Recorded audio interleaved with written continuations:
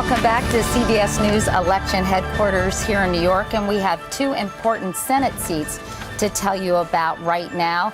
In North Carolina, Senator Elizabeth Dole has been defeated. This is a turnover, as you can see by those arrows, by Kay Hagan. It's a major upset in the Tar Heel state. Republican icon Senator Elizabeth Dole, the wife of former GOP nominee Bob Dole and a former cabinet secretary for Reagan Bush. Hagan portrayed Dole as out of touch with North Carolina. She said she'd only been in the state 13 times in 2006. That she voted with President Bush 92% of the time and was the 93rd most effective senator in the U.S. Senate. So obviously that was a key combination. We have another call as well in the Senate. We can tell you that former Governor Jeanne Shaheen, now this is a rematch, by the way, from 2002, but she is the projected winner over Senator John Sununu, who came in 2002, but payback is tough for Senator Sununu tonight. He is the son of former Governor John Sununu, who was also President Bush Sr.'s chief of staff. So two very significant Democratic wins, Democratic turnovers in the U.S. Senate, building their way toward that filibuster-proof 60-seat majority. Right, Byron? That's right, Katie. We're talking about history tonight.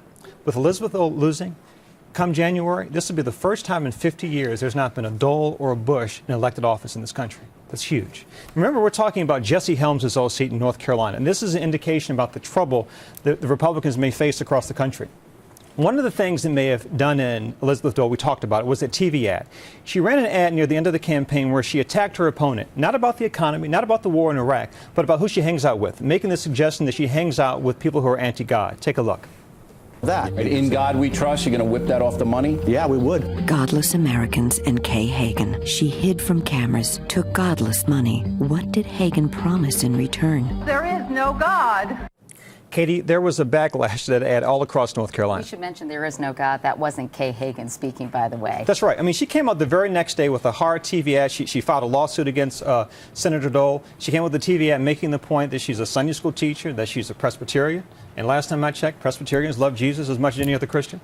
And again, talking to friends in eastern North Carolina, that was a problem. So, Katie, if we can look at our filibuster scorecard and why this moment is so important for the Democrats. So at this point, the Democrats have now picked up 3 seats. They're hoping to gain 9 tonight. They've picked up 3 in Virginia, North Carolina, and New Hampshire. As you said, Katie, New Hampshire was a rematch from 2002. Everything that worked for John Sununu in 2002 worked against him in 2008.